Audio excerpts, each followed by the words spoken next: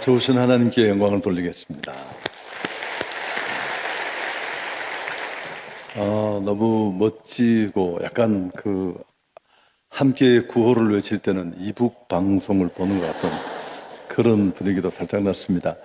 우리 오정호 담임 목사님이 저희 9월에 저희 교회 후반기 말씀 축제에 강사로 오셨습니다.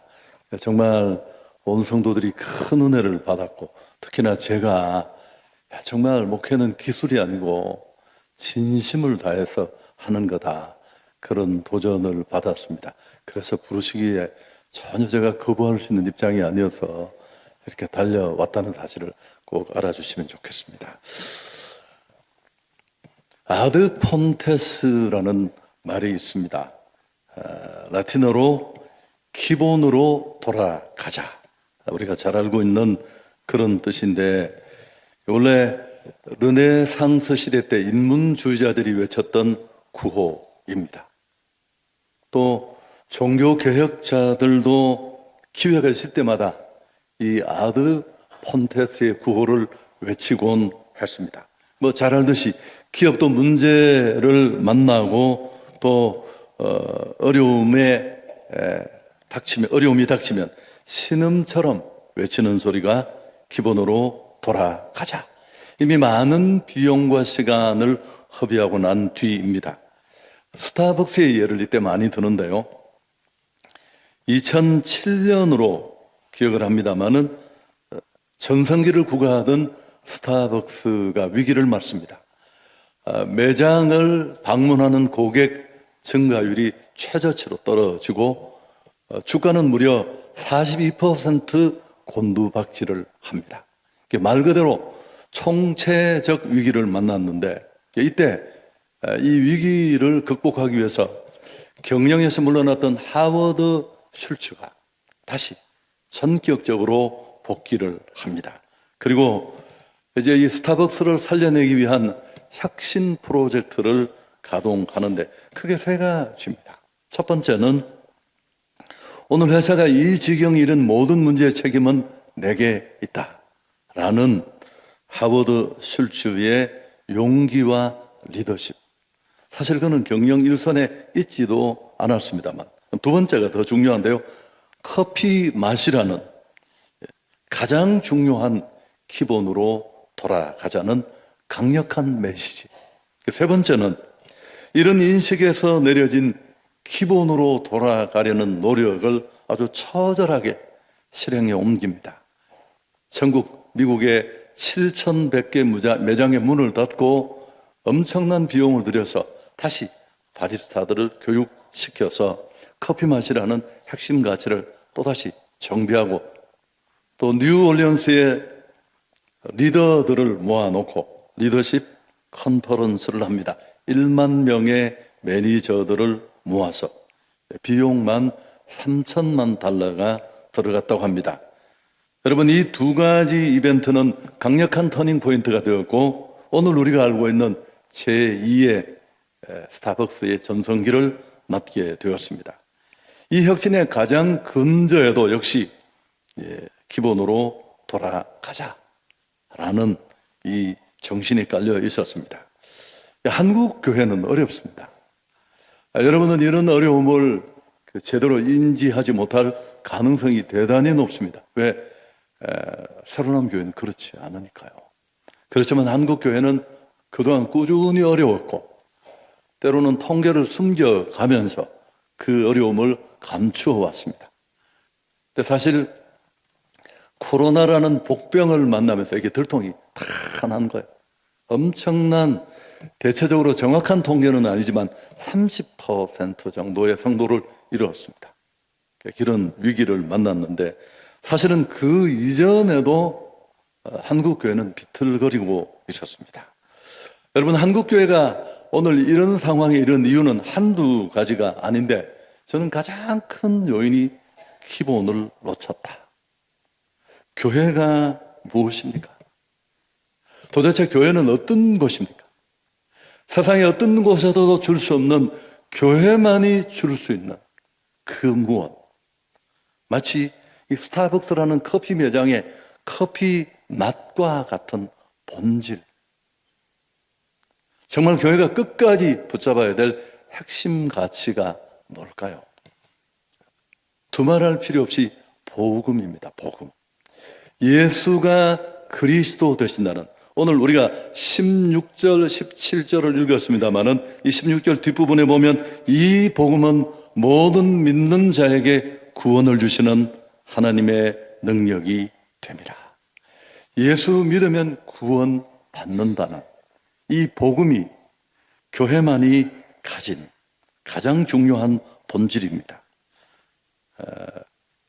인간은 어떤 존재일까요?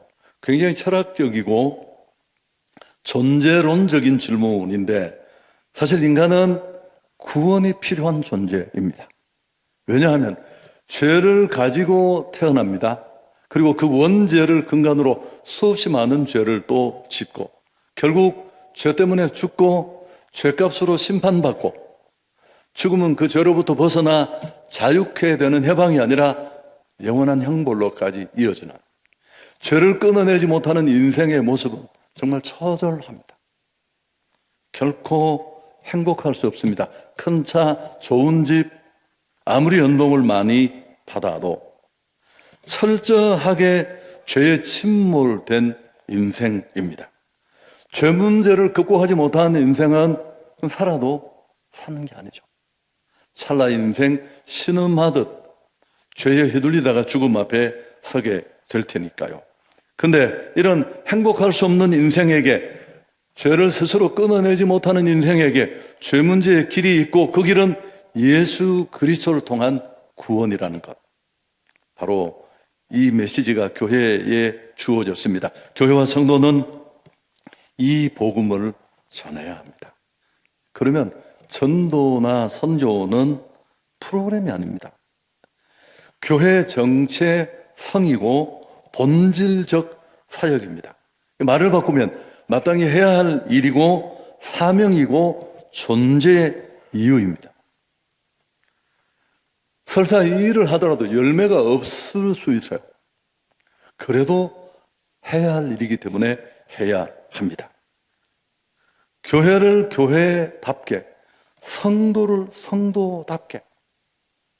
여러분, 이건 굉장히 점잖은 표현이에요. 교회답지 않은 교회, 교회입니까? 성도답지 않은 성도, 성도입니까? 저는 한 걸음 더 나아가서 이건 제자도다, 그렇게 생각합니다. 제자 훈련을 치열하게 하는 교회입니다만은, 저희도 마찬가지입니다만은, 한국 교회는 제자도의 개념이 조금 왜곡되지 않았나, 저는 그렇게 생각합니다. 그래서 이런 부분을 좀 차별로 하기 위해서 저희는 의도적으로 단어를 하나 골랐는데, 선교적 제자도. 복잡하게 설명할 수는 없습니다만은, 어떤 사람이 제자인가요? 예수님의 제자들의 모습을 한번 떠올려 보시죠. 제자는 어떤 모습으로 어떤 삶을 살았을까요? 그래도 헷갈리면 너희는 나를 따르라고 말한 예수님의 모습을 들여다보면 될 텐데, 너무 단정적인 구절인지 모르겠습니다만은, 예수님의 공생애를 들여다보면 예수님이 보여주시고 하나님이 바라시는 삶의 모습은 어떤 모습인지를 적나라하게 보여주는 한 구절이 있는데요, 마가복음 1장 38절, 우리 같이 한번 읽을까요? 이르시되 우리가 다른 가까운 마을들로 가자. 거기서도 전도하리니 내가 이를 위하여 왔노라. 좀 충격적인 구절 아닌가요? 예수님이 공생애 동안 꾸준히, 사실 이 전후를 보면 굉장히 많은 변화, 기적, 치유를 행하시고, 그 사실에 놀란 사람들이 만류하고 그를 대접하며 같이 있기를 원했을 때 단호히 그 인간적인 만류를 뿌리치면서 그분은 총총히 다음 여정을 향해 가면서 내가 이를 위하여 했다. 예수님의 생애 전체가 전도에 집중해 있었습니다. 철저하게 하나님을 보여주고 복음을 전하는 그 일에 매진했습니다. 저는 이렇게 설명하고 싶은데요, 전도나 선교가 프로그램이 아니라, 특수한 활동이 아니라 삶이 되고 일상이 된 상태. 제가 꿈꾸는 교회의 모습입니다. 교회 존재의 이유인 복음이 무슨 활동 또 전도해야 될 때만 하는 그런 프로그램이 아니라 그 삶 전체가 주님을 보여주고 또 복음을 전하는 그런 삶. 만일 우리가 이런 일을 잊어버리면 문제가 되는데요. 우리는 구원을 너무 편협하게 이해하고 있습니다. 자기만의 구원으로. 그리고 나 구원받아서 난 정말 죄가 많았는데 과거 표현대로 하면 천에 하나 만에 하나 하나님이 내게 그 구원의 은총을 주시고 그분을 나의 왕으로 아버지로 모실 수 있는 축복을 주셔서 그리고 더 좋은 예배, 더 체계적인 훈련, 더 폭넓은 교제. 여러분 만일 이렇게 신앙 여정을 끝낸다면 이건 진짜 반쪽도 안 해요. 좁은 구원이 아니라 넓은 구원의 개념을 우리는 이해해야 합니다. 구원의 은총을 내게 주신 것은 너 하나 구원을 누리고 알고 끝나는 게 아니라 그 구원의 은총을 받은 우리를 통해 구원의 복음을 전하기를 원하십니다. 아멘. 저는 왜 반쪽도 아니라고 생각하느냐면 동상이몽이거든요. 성경 전체 잃어버린 영혼을 향한 하나님의 눈물, 아픔, 그 도배가 되어 있는데 성경을 그렇게 많이 읽고 그렇게 훈련받고 그렇게 설교를 들었는데 우리 마음은 온통 여기 코를 박고 내 신앙을 가꾸고 필요한 일이지만 나를 훈련하고 필요한 일이지만 죽어가는 영혼을 외면한 채 더 넓은 광의적인 의미의 부르신 이유는 보내시기 위해서 부르신 겁니다.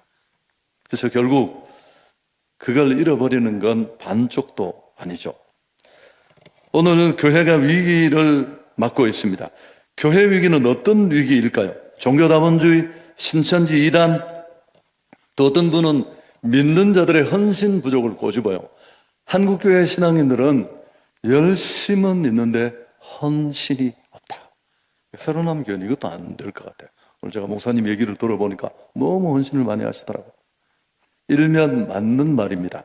또 하나 코로나19라는 이 엄청난 우리가 전혀 예상하지 못했던 복병, 사실은 그 어떤 것도 교회 진짜 위기의 원인이 될 수는 없습니다. 작은 요인이 되긴 하겠지만 교회가 교회의 영광을 모른다는 겁니다. 교회만이 가지고 있는 교회의 영광을 교회들이 놓치고 있습니다. 그게 무슨 영광일 것 같습니까? 복음의 영광입니다. 복음의 영광. 할렐루야. 전도라는 말을 치사하게 생각하고 부끄럽게 여기는 교회가 너무너무 많아요. 지성인들이 모였다는 교회는 이런 얘기를 아예 엎저리도 않아요. 고상한 삶, 훈련, 여러분 아니에요. 제가 일부러 이 마가복음 1장 38절을 자막까지 보여드린 겁니다. 교회다운 교회의 모습은 이런 교회의 원래 목적을 치열하게 감당해내는 교회입니다. 예수가 그리스도라는 무엇을 먹고 무엇을 타고 무엇을 마시더라도 죄 때문에 철저히 거덜난 인생, 아무리 몸부림쳐도 예수의 피, 복음의 능력 없이는 행복해질 수 없다는 것. 오직 예수 그리스도를 통해서만 구원받고 살 길이 있다는 이 소식, 이 외침은 우리에게만 주어진 줄 믿습니다. 여러분 교회가 입국 다물고 우리는 삶이 좋아야 돼. 여러분 전혀 다 복음을 전하는 우리는 그 그릇의 역할을 하는 우리는 훨씬 고상한 삶을 필요로 하고 제가 인정합니다. 그러나 복음을 전하는 건 또 다른 채널이에요. 교회가 침묵하면 결코 이 소식은 들려질 수 없습니다. 교회의 위기는 정치의 성의 위기라고 저는 생각합니다. 여러분 복음 증거는 멈출 수 없어요. 그 어떤 경우에도 저는 제가 이제 국산 나이로 윤석열 나이로 하겠습니다. 국산 나이를 하면 너무 슬퍼지니까 제가 64인데요. 제가 대구에서 경산중앙교에서 12년 담임 목회를 하다가 51살에 서울 한성교회도 부름을 받아서 갔습니다. 16년 차에 들어섰는데 참, 그 얼마나 많은 일들이 있었을까요? 저도 교회 건축을 2번 했습니다. IMF 때 그때도 68억. 그 다음에 저희가 이 서른함 교회보다 조금 몇 년 뒤에 지었는데요. 그때 이 교회 짓기 전에 탐방도 오고 그랬습니다. 네, 전혀 배울 게 없었습니다. 너무 최고여서 저희가 할 수는 없었는데, 여러분 그 고비 속에서도 복음 전거를 멈추지 않았습니다. 본질이니까요. 본질, 존재 이유니까요.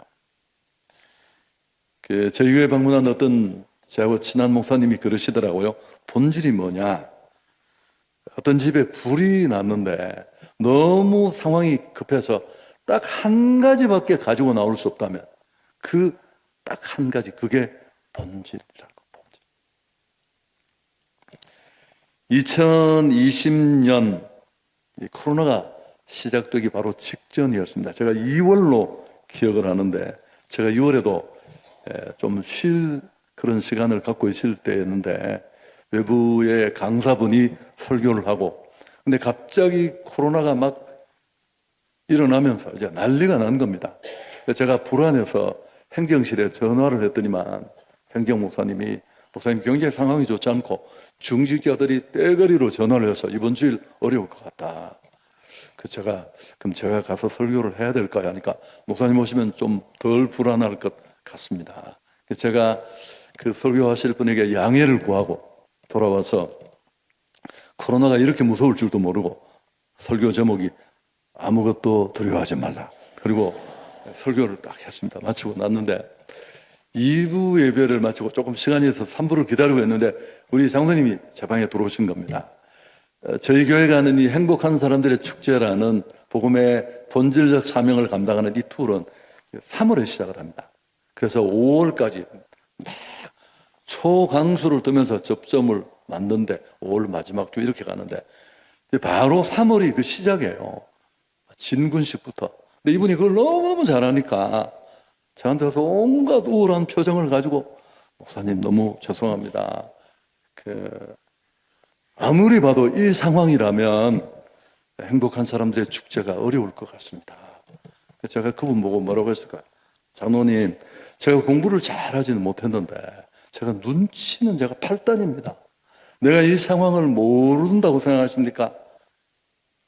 뜻하지 않는 이런 어려움 속에 사람들이 사람들을 만나는 것도 힘들어하고 직장에 오지도 못하게 하는데 교회 갔다고 하면 누구를 전도한다는 게 상식적으로 말이 안 되잖아요. 충분히 제가 이해하고 저도 상식적인 사람인데, 그래서 장로님에게 그랬으면 장로님, 저 지금까지 이보다 더 어려운 일도 있었습니다. 한 번도 멈추지 않았습니다. 멈추고 싶었지만 멈출 수 없는 일이어서 만일 제가 이번에 하지 않는다면 다음에 또 이런 어려운 일을 만나면 또 못할 겁니다. 제발 당신이 나를 좀 멈추게 해달라고. 제 성격이 봐도 좀 소심해 보이지 않습니까? 막 싫어하는 사람들을 막 머리 털고 이런 스타일이 전혀 아니거든요. 그래서 여러분, 이런 말을 하려고 한 게 아니에요. 저희는 그대로 했습니다. 전도했고 선교했고. 놀라운 일이 뭐였을 것 같습니까?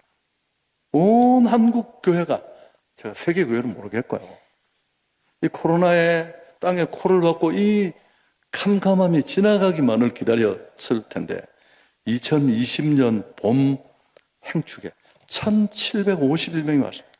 우리 중직자 수천 명이 교회를 안 오는데 257명이 결신을 했고요. 가을 축격 때 1064명, 216명 결신. 봄에 3820명, 57명, 648. 가을에 639, 119. 22년 봄에는 4740명. 제가 얼마나 놀랐을 것 같습니까? 제가 부임하기 전부터 신정 택지 개발 지구라고 이렇게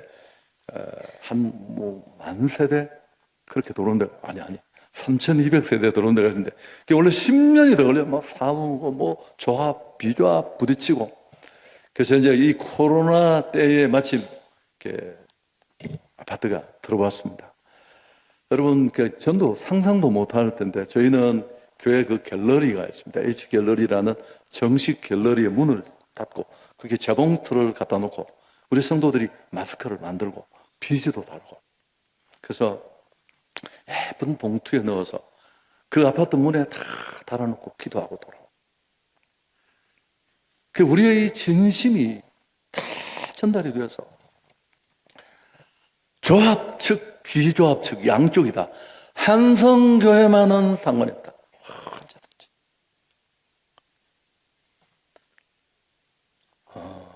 여러분 지금도 복음을 기다리는 사람이 너무너무 많아요. 제가 또 이 얘기를 좀 제가 2023년 2년 아니면 3년인데 저희 교회 이제 새 가족들이 오면 제가 다 만나지는 못하는데 2부, 3부만큼은 제가 천국 가서도 이게 문제가 될 것 같아서 아니 내가 새 가족으로 왔는데 담임 목사가 나를 보지도 않아. 혹시 그렇게 따지는 분이 계실 것 같은 불길한 생각 때문에 잠깐 만나는데 이게 오면 항상 묻는 물음이 어떻게 오셨습니까? 누가 한성교회를 인도하셨느냐고 물으니까 할머니 문손자라는 80이 넘은 할머니가 오셨어요. 어르신이. 제가 어떻게 왔느냐고 물으니까 자기 발로 왔대요. 여러분 얘기를 들어보니까 이분이 처녀 때부터 교회를 가고 싶었대요. 쉽지 않잖아요. 뭐 이유도 없는 마음인데 결혼을 하니까 신랑이 교회 가면 너는 나하고 끝이다. 평생 교회를 가지 못했는데 지난 겨울에 할아버지가 돌아가셨대요. 여러분 그러면 교회 나올 수 있었을까요? 아니요. 절대 쉽지 않죠. 근데 세상에 한성교회 길거리 전도팀이 그 문 앞에 전도지를 꽂아.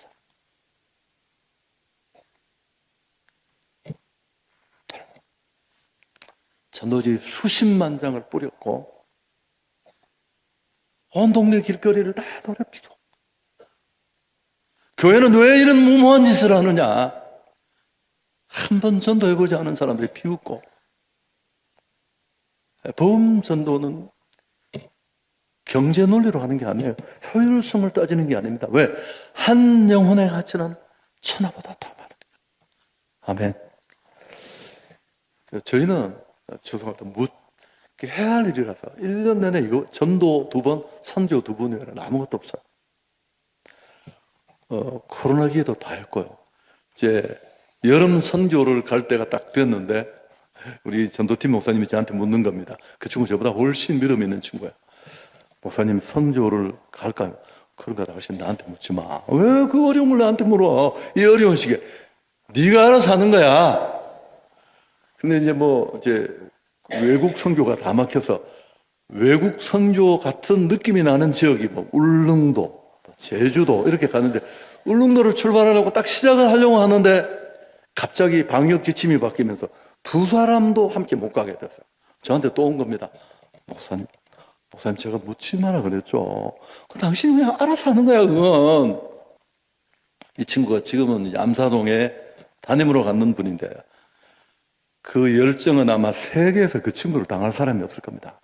결국 갔는데 어떻게 갔느냐 하면 저희 교회에 실라 선생님이라는 분이 있습니다. 여러분 혹시 아실지 모르겠는데 선글라스 끼고 예쁜 분이 이렇게 막 그림 그리면서 영어 가르치는 교육 그 방송의 선생님이 계세요. 그분이 저희 집사님인데 저는 선글라스를 벗고 와서 몰랐어요. 시어머니가 전혀 밝히지 말라는 거 자랑을 하는 바람에 알게 되었는데 굉장히 멋있는 분인데 이분이 그 영어 프로그램에서 울릉도 가는 것처럼 갔습니다. 여러분 제주도 그 코로나 한가운데 제주 영락교회가 얼마나 큰 교회입니까? 제가 제주 시면 드리는 교회인데 저희 교회 또 유명한 찬양 사역자 윤진 양이 있잖아요. 저희가 밤새 복음 전하고 하는 거 보고 그 목사님 막 울면서 어떻게 이런 일이 가능하냐는 여러분 이런 얘기를 하려고 한 게 아니에요. 그때도 여전히 복음을 기다리는 사람들이 있었다라는 사실을 꼭 말씀드리고 싶었던 겁니다. 여러분 복음을 전하면 교회가 본질에 집중하면 어떤 일이 일어날까요? 정말 교회가 건강하고 행복해집니다. 복음이 있는 교회도 건강하지만 그 복음의 원래 의도를 알고 구원을 폭넓게 적용하면서 그 복음을 배달하고 전하는 교회는 더 그렇습니다. 가수가 있다고 칩시다. 가수의 본질은 노래를 잘하는 거 아니겠습니까?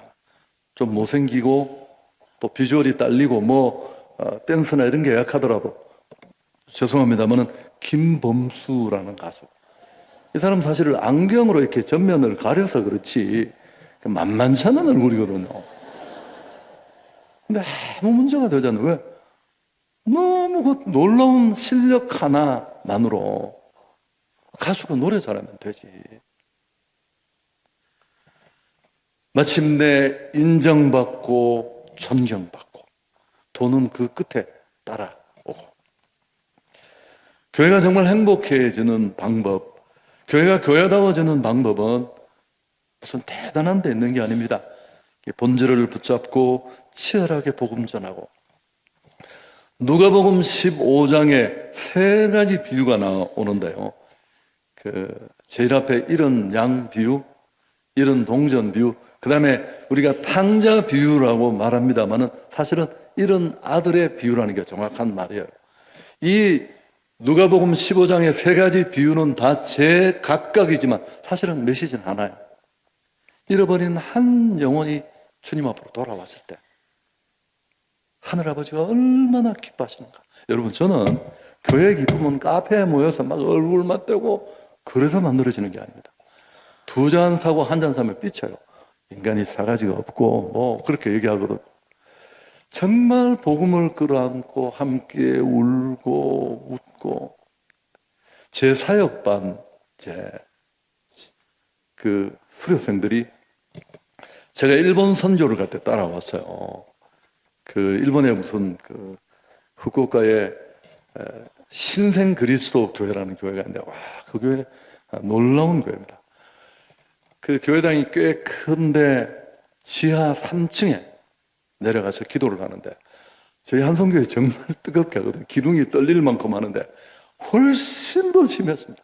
제가 일본에 가서 그런 충격을 받으리라고는 상상을 못했는데, 이제 그 교회에 가서 제가 집회도 하고, 또 그 교회 원로 목사님이 한성교회 가는 것처럼 똑같이 원색적인 복음을 길거리에서 전하고 전도 집회를 해달라고 했습니다. 그 결과는 다 말씀 못 드리는데, 세계 어디나 똑같이 복음을 기다리는 사람은 있는데, 그때 이제 우리 제자 사역반 졸업생들이 담임 목사님 가는데 자기들이 따라서 오겠다는 겁니다. 저는 참 불편했습니다. 거짓말을 하기도 어렵고, 사실 공항에서 만나서 하면 악수를 하고, 저는 집회 때문에 얼굴도 못 내밀었는데, 여러분, 그 일본 사람들이 얼마나 복음에 대해서 거부합니까? 온누리 교회에서 러브, 일본 그런 걸 재편하지만 사실은 그건 문화 행사예요. 저희는 코리안 나이트라고 이름을 붙였는데, 10년 전도에도 한 명 전도 안 되는 곳인데, 길거리에서 저희들이 전도자들을 복음을 전하고, 그래서 한 150명이 왔어요. 제가 원색적으로 복음을 전하고, 저는 그 자리에서 콜링을 합니다. 오늘 예수 그리스도를 나의 구주로 받아들이면, 손을 처음 들은 두 번째 일어서라 하니까 이분들이 마음을 잘 못 내죠. 충청도도 만만치 않은 걸로 제가 알고 있습니다만, 속을 알 수 없다고 자기들끼리도 그러더라고요. 저는 상관없습니다. 속을 알고 싶은 마음이 전혀 없기 때문에. 그래서 교회의 행복은 한 영혼이 돌아올 때 주시는 그 큰 기쁨입니다. 다 얘기를 못 하는데, 이 한성교회는 이걸로 먹고 삽니다. 아무것도 없습니다. 단 한 번도 그 어떤 교제 프로그램이 없었습니다. 처음에 교회가 너무 어려울 때 제가 부임을 했는데, 원로 목사님이 저한테 부탁하신 게, 목사님, 목회 원칙에 크게 어긋나지 않는다면 체육대회를 한 번만 해달래요. 네, 알겠습니다. 어르신 말씀이어서 저희가 1,500명 더 모이지 않을 때 부천 공설 운동장을 빌렸어요. 6만 명인가 이렇게 들어가는데 완전 고무신에 끈 붙은 것 같았습니다. 그래서 그래도 얼마나 이분들이 좋아하시면 추리닝 입고 막 자전거 선물 걸고 난리가 났어요. 난리가. 그 개회식 하는 자리에 제가 그랬습니다. 다시는 이런 일은 없을 겁니다. 제가 이 교회 담임으로 있는 한, 근데 진짜 다시는 없었습니다.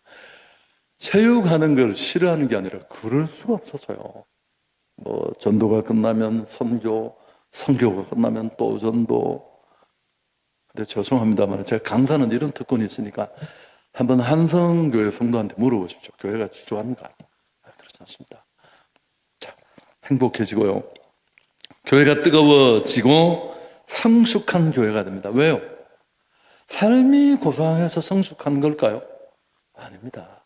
이 성경에 흘러넘치는 아버지의 마음, 그 탕자를 보십시오.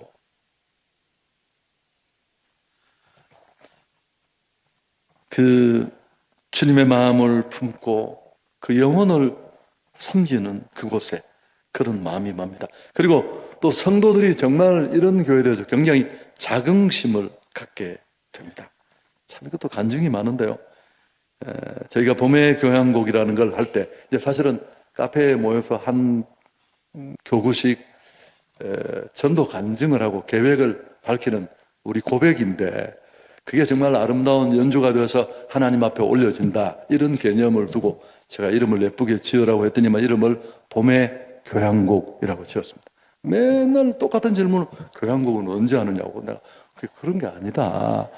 그래서 하도 10년을 말해도 맨날 교향곡은 언제 하는 물어서 제가 짜증나서 서울 교향악단을 우리가 1,000만 원 주고 불러서 하기도 했습니다만은 코로나가 한가운데 있을 때 저희가 이걸 했을까요? 안 했을까요? 당연히 다 했습니다. 줌으로 연결을 해서 다 했는데요. 갑자기 줌에 독일에서 한 분이 들어오신 겁니다. 그분이 한 간증은 영상으로 이미 만들어져 있고 인터뷰는 바로 제가 직접 연결을 줌으로 했었는데 25년 전에 독일 피아노 유학을 갔대요. 과수하는 하는 아버지를 쫄라서 갔는데 세상에 독일에도 사기꾼이 있대요. 이분이 독일 사기꾼을 만나서 다 틀리고 자살 시도를 하다가 독일에 좋은 청년을 만나서 결혼을 하고 거기 자리를 잡고 사시는 분인데 코로나에 교회를 놓친 겁니다. 그러다가 세상에 한성교회가 이렇게 열심히 복음 전한다는 얘기를 듣고 여러분 교회는 모르겠습니다만 그때 온라인 등록 제도라는 게 있었습니다. 이런 본질에 충실한 교회라 지구촌 어느 편에 있든지 기꺼이 등록을 하겠다고. 제가 얼마나 우리 성도들이 얼마나 감격스러웠을까요? 이런 간증 너무너무 많습니다. 저희 교회에서 연세중앙교회 윤석전 목사님 교회가 직경으로 3km 거리에 있습니다.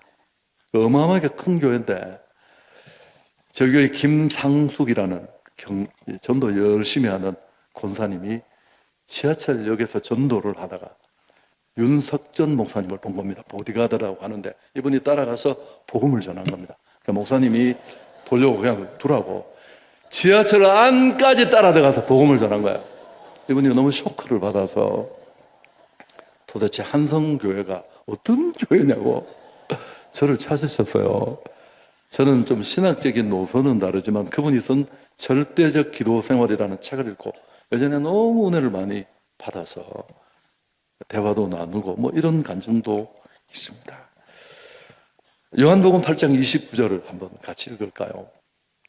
나를 보내신 이가 나와 함께 하시도다. 나는 항상 그가 기뻐하시는 일을 행함으로 나를 혼자 두지 아니하셨도다. 사실은 이건 제가 어떤 세미나에 갔는데요. 이분은 한국교회에 굉장히 큰 영향을 미친 지금은 은퇴하신 분인데 후배들이 이분의 목회를 배우고 싶어서 세미나에 간 겁니다.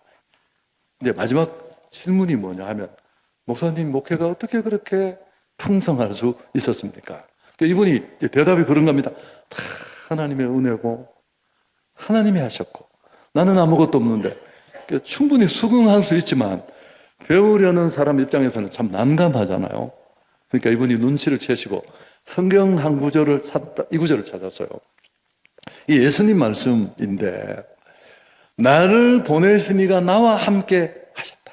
근데 그 함께하는 이유가 뒤에 나와요. 내가 항상 그의 기뻐하시는 일을 행하도록. 나는 내가 이 교회를 개척했지만 이 교회 주인이 하나님이시라는 걸 알고 내가 하고 싶은 목회가 아니라 그분이 원하는 목회를 그분 밥상 차리는 마음으로 했는데 한순간도 그분이 나를 그냥 두지 않았다. 여러분, 저는 정말 한마로 머리통을 맞는 것 같아서. 자, 하나님이 가장 기뻐하시는 일이 뭘까요? 성경은 정독하는 책이지만 정말 중심 의미를 알려면 빨리 한번 읽을 필요가 있어요. 잃어버린 한 영혼에 대한 하나님의 눈물, 그게 정말 다 덮고 있어요. 여러분, 저는 전혀 스타일이 아니지만 하나님, 내 남은 사역은 여기 집중하겠습니다. 세상 누가 교회를 바라봐도 교회 본질을 놓치지 않는 그런 교회가 되겠다고 마음먹고 이제 제 부교육자 시절 또 담임 목사 시간을 그렇게 보냈습니다. 여러분, 진짜 사역의 열매가 뭘까요? 우리 목회자들끼리도 이렇게 큰 교회 참 부럽거든요. 여러분, 저도 많이 모이는 교회 너무너무 부럽고 그랬으면 좋겠습니다. 사실은 얼마나 많이 모였는 것보다 더 중요한 게 있습니다. 어떻게 모였느냐, 어떻게. 바울은 빌립보 교회를 향해 너희는 내 기쁨이고 내 자랑이고 면류관이다. 바울이 빌립보 교회를 향해 이렇게 말할 수 있었던 이유가 있습니다. 그는 실제 복음으로 그들을 낳았기 때문에 더 좋은 설교 들으려고 더 나은 예배 환경을 기대하면서 옴 좋은 사람, 그 주머니 돈, 그 삼지 돈 아닌가요? 교회마다 그런 중대형 교회는 그런 사람이 없을 수는 없습니다만 정말 마지막 날 하나님 앞에 우리가 뭐 자랑은 아니지만 그래도 내놓을 것이 있다면 복음의 열매가 아닌가. 자, 이제 제가 빠르게 정리해 보겠습니다. 여러분, 복음의 위력을 모르면 복음이 부끄럽습니다. 전도하는 교회가 치사하게 보이고, 아이고, 목사님이 막 특별한 장기가 없으니까 저렇게 성도들을 쫄아가지고 사람을 늘리려고 하는구나. 복음의 능력을 모르면 복음이 부끄럽고 쭈삣쭈삣합니다. 예수 믿는다고 밝히는 게 너무 창피하고 전도하는 교회가 시시해 보이고 예수님은 그것만 하셨는데 성경 들고 나오는 게 주저되고 요즘은 다 안 가지고 다니지만 직장 식당에서 밥 먹을 때 기도도 못해서 젓가락 물고 삼투 이렇게 돌아보고 먹고 뭐 그렇게 되겠죠. 사도 바울도 한때 그랬을 겁니다. 예수 믿는 자들을 비웃었고 그러나 다메섹으로 가는 길에 부활하신 주님을 우리가 모퉁이를 돌다가 쾅 부딪히는 것처럼 그렇게 만났고 그의 삶이 다 바뀌어졌습니다. 그 복음의 어마어마한 능력을 경험하고 난다.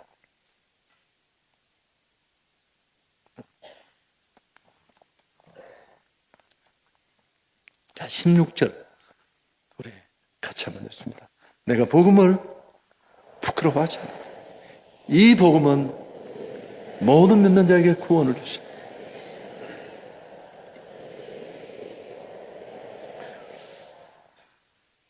복음이 부끄러우십니까? 어쩌면 당신은 복음을 모를 수 있습니다. 고깃빵을 샀는데 고기가 없잖아요, 그 안에. 맨날 예수를 믿는다고 떠들었는데 괴다움을 보여주는 복음이 내 안에 없는 그런 사람이 될 수 있습니다. 바울은 이 사명, 이 사실을 깨닫고 그게 사명이 되었고 14절 헬라인이나 야만인이나 지혜 있는 자나 다 내가 비쳤다. 좁은 의미의 구원에 그가 붙들려 있지 않았다는 것을 알 수 있습니다. 제가 이제 목회 초기에 겪었던 참 부끄러운 실화인데 그러면서 정리를 하겠습니다. 저는 이제 35살부터 담임이 되고 싶었습니다. 이유는 없습니다. 그냥 욕심이었습니다. 하나님 정말 담임이 되고 싶습니다. 안달이 나서 8번 어떻게 35부터 손을 보러 다녔는데 8번을 떨어졌습니다. 그래서 제가 나이가 38살이 됐어요. 제가 하나님 앞에 견딜 수가 없어서 히든 카드를 뽑아들었습니다. 40살까지 담임을 시켜주지 않으면 저 목회 그만두겠습니다.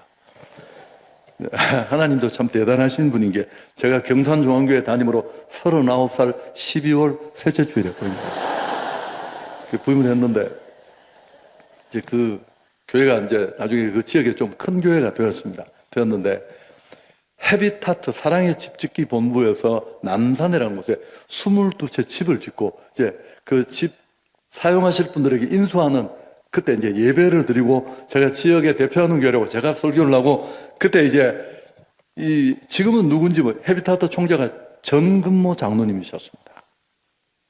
그래서 저는 이게 일반인들 중심의 집을 주인한테 주는 그런 행사니까 뭐 조금 그런 일반적인 얘기를 했는데, 세상에 이 전근모 장로님이 이제 축사로 나오자마자 무슨 집에 사는 게 그게 뭐가 중요하냐고, 예수를 믿어야 되지. 와, 제가 진짜 죄송합니다. 쪽팔려서 내 그날 죽는 줄 내가 해야 될 얘기인데 그게. 그래서 정말 내가 순서고 뭐고 다 때려치우고 내가 밑으로 들어갈 뻔했는데, 여러분 사실 이분은 뭐 상상할 수 없는 천재 중에 천재잖아요. 경기 중고를 1등으로 졸업했고, 얼마 다니지 않고 4달 다니고 서울대 물리대, 월반에서 미국 주립대, 뭐 2년 만에 박사, 고작 23살 MIT 뭐 등등등.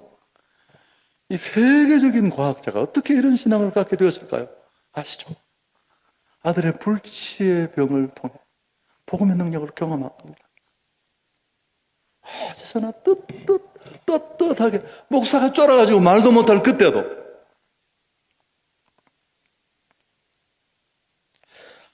바울처럼 복음이 자랑스럽지 않다면 어쩌면 당신은 복음을 제대로 경험하지 못할 것일 수 있습니다.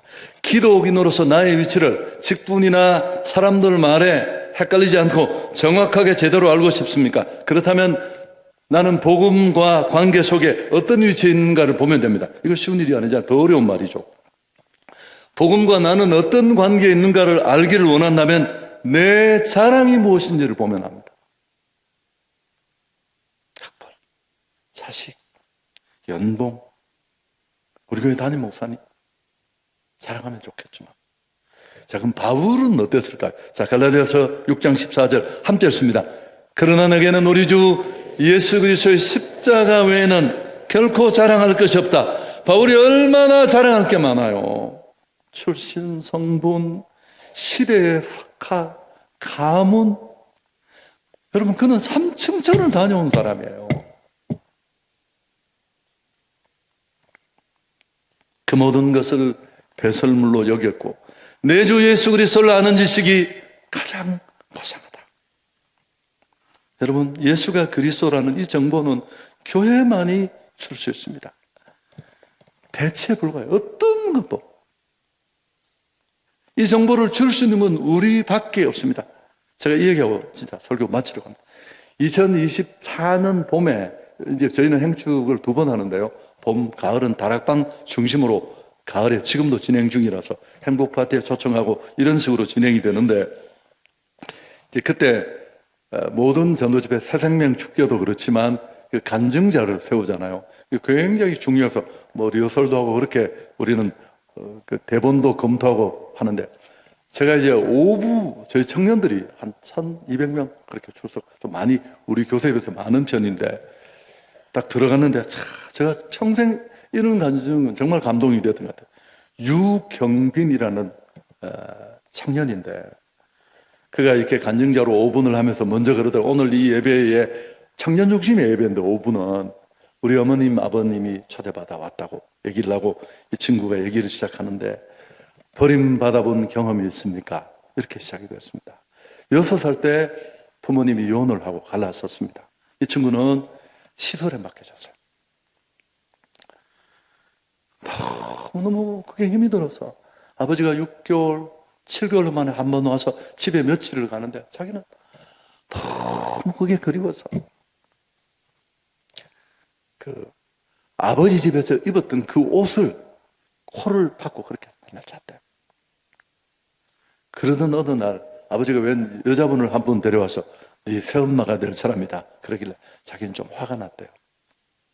그리고 또 얼마 뒤에 또 한참 흘러서 어머니가 오더니만 네 동생을 낳았으면 좋겠다 그러다 막 분노를 터뜨렸다.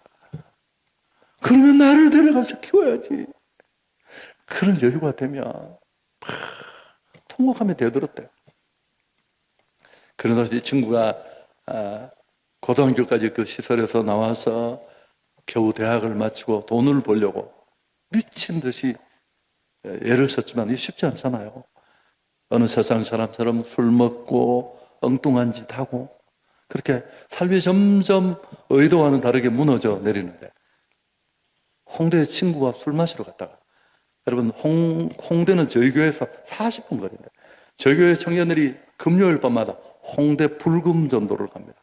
무시무시합니다. 우리 청년 교육자 7명 키가 다 80이 넘습니다. 집채만한 친구도 있고요. 그 불금전도대에 걸린 거예요.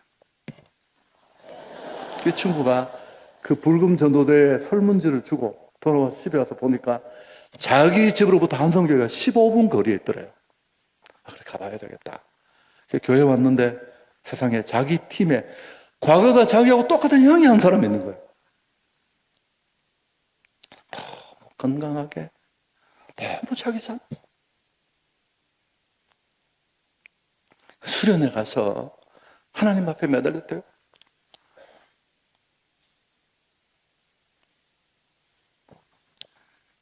저 형이 만난 하나님을 나도 만나야겠다.